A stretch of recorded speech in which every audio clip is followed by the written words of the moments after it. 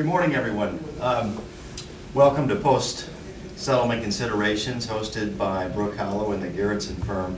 My name is Tim Tomasik. I'm a partner at Clifford Law in Chicago.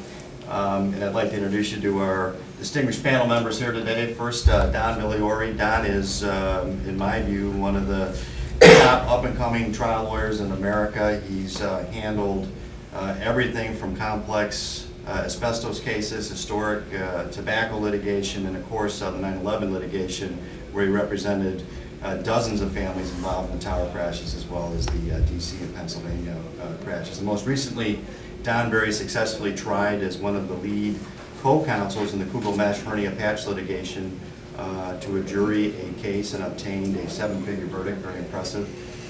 Just to brag a little bit more about Don, he's been recognized as one of the best lawyers in America, one of the top 100 trial lawyers by the American Trial Lawyers Association when it was ATLA.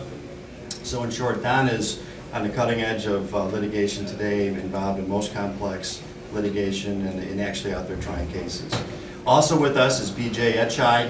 I've known B.J. for over a decade.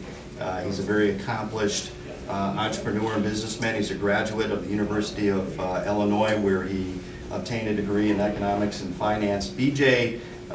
Over 10 years ago set out to form a structured settlement company that catered directly to plaintiffs and plaintiff firms only, to the exclusion of the defense bar.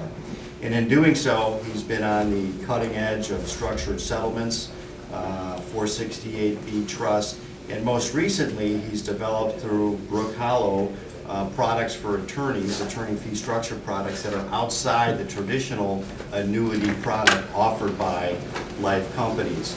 And so today we'll be talking to B.J. A little bit later this morning about some of the products that are available to attorneys to structure that are outside of the normal annuity product.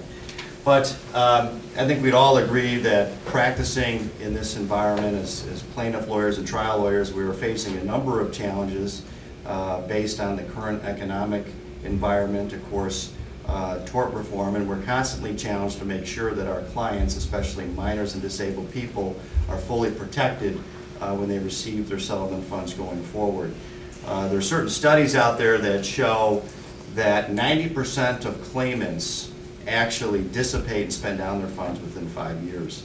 And that can be a real problem when there's a minor involved. So this morning we're going to talk about some of the special considerations, and we have minors' estates. We're dealing with representation of disabled clients.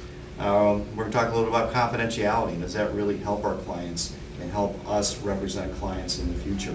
I'll be asking B.J. about some of the fundamentals of structured settlements, and also, very interestingly, we'll get a discussion about some of Brook Hollow's new products that offer attorneys the ability to structure using non-traditional annuity products.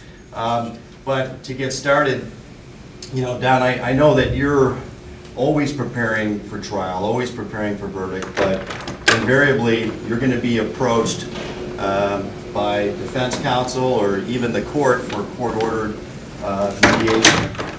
When do you start talking to your clients about settlement? When do you start preparing them for that discussion?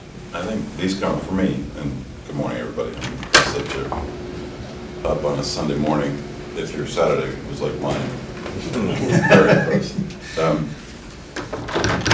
It's probably true for everybody in the room. I think when you first start to get to a point in your trial preparation, 6 months out, 8 months out, whenever you're going to make that move to set up your authority with your client and kind of go over the risks and how the case lays out, that's when I start actually getting involved with a structured person to start showing the client at the authority stage what is it that may come out on the back end, and what number can you take in order for the case to settle. And it's really helpful, especially now, given the structured settlement opportunities and the better products that are out there and the more aggressive plaintiff only structured groups that are out there, and there are many that we use, that you get a good sense of how much a certain amount of money can stretch for your particular client.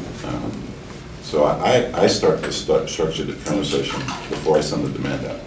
And it's not to book hook somebody, to set somebody up with a particular person. It's not to tell them that this is what you will get, but to get the client starting to think that if there's an end game to this case, am I looking for a one-time payout, or am I looking for something that's going to provide for long-term benefit?